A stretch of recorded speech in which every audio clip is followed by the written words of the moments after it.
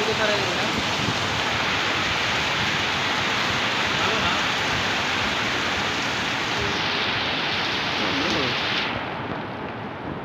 আমার তো তাও গরম লাগে এত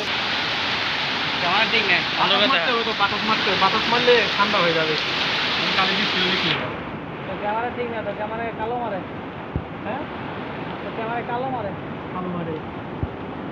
এখন অন্ধকার কালো মারবে না অরিজিনাল কালার আসতেছে অন্ধকার অন্ধকারে কি